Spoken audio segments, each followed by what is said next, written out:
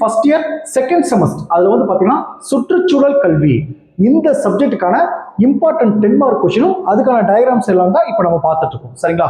இந்த சப்ஜெக்ட்ல ஃபர்ஸ்ட் 3 யூனிட்டுக்கான இம்பார்ட்டன்ட் 10 மார்க் கொஸ்டினும் அதுக்கான டயக்ராம்ஸ் எல்லாமே வந்து லாஸ்ட் கிளாஸ்ல பார்த்தோம்.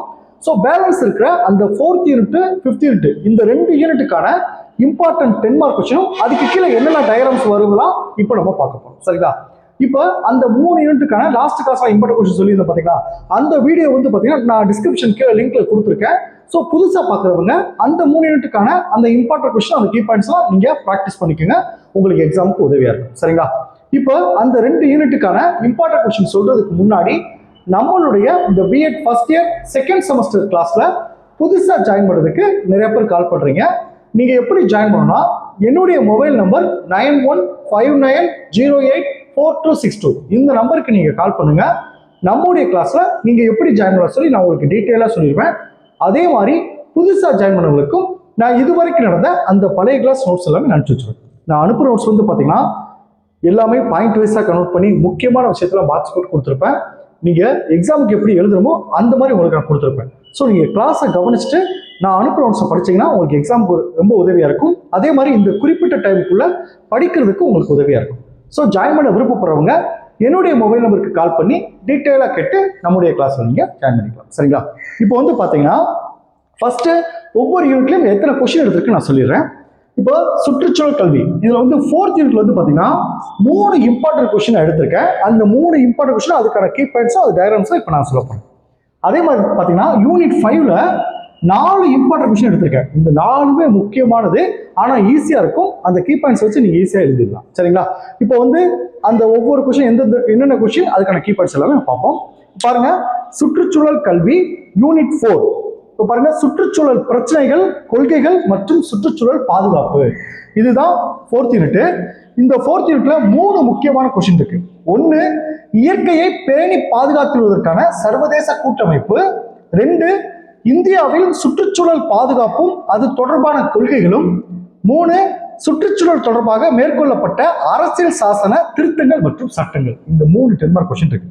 இப்போ ஃபர்ஸ்ட் கொஸ்டின் பாருங்க, இயற்கையை பேணி பாதுகாத்துவதற்கான சர்வதேச கூட்டமைப்பு, அதாவது IUCN. இதுல 4 பாயிண்ட் இருக்கு. 1 IUCN பணிகள், 2 IUCN குறிக்கோள்கள், அடுத்து செயல்பாட்டின் தன்மை, அடுத்து நிர்வாக அமைப்பு. இந்த 4 தலைப்பு வரும். சரிங்களா? செகண்ட் கொஸ்டின் பாருங்க, இந்தியாவில் சுற்றுச்சூழல் பாதுகாப்பும் அது தொடர்பான கொள்கைகளும். இதுலயும் 4 முக்கியமான பாயிண்ட்ஸ் இருக்கு. முதல் பாயிண்ட் பாருங்க, சுற்றுச்சூழல் பாதுகாப்பு. செகண்ட் பாயிண்ட் பாருங்க, சுற்றுச்சூழல் பாதுகாப்பின் தேவை. தேர்ட் வந்து சுற்றுச்சூழல் பாதுகாப்பின் நோக்கங்கள். ஃபோர்த்து இந்தியாவில் சுற்றுச்சூழல் பாதுகாப்பிற்கு மேற்கொள்ளப்பட்ட நடவடிக்கைகள்.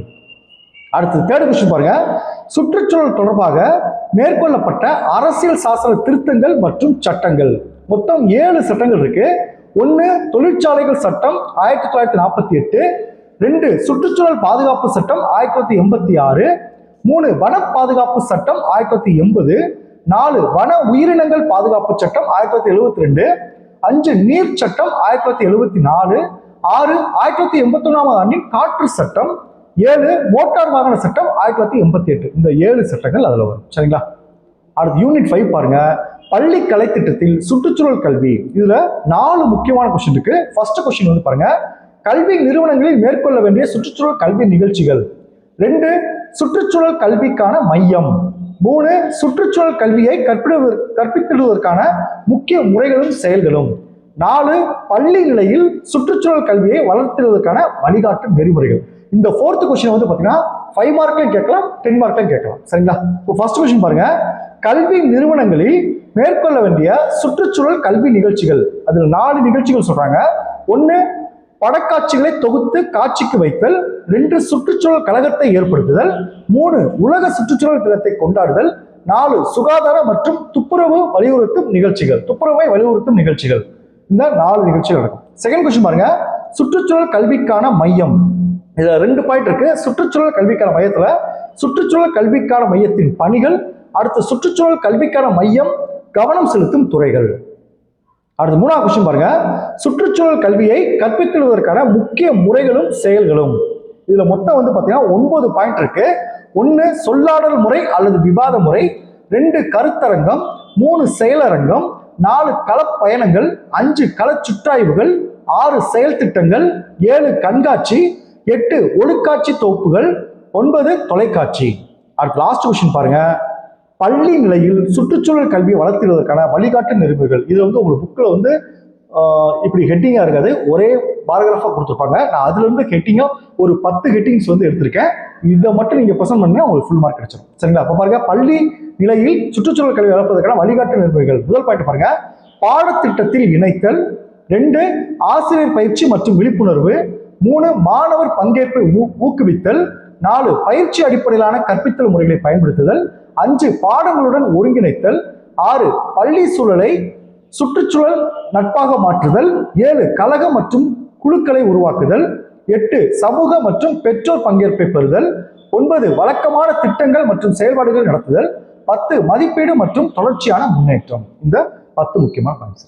Okay, thank you students. இதோட சுற்றுச்சூழல் கல்விக்கான 5 யூனிட்டுக்கான இம்பார்ட்டன்ட் 10 மார்க் கொஸ்டின், அதுக்கான டயக்ராம் சொல்லிட்டேன். அடுத்த கிளாஸ்ல கற்றலுக்காக மதிப்பிடுதல் அந்த சப்ஜெக்டுக்கான இம்பார்ட்டன்ட் 10 மார்க் கொஸ்டின், அதுக்கான டயக்ராம்ஸ் நம்ம பார்ப்போம். Okay, thank you.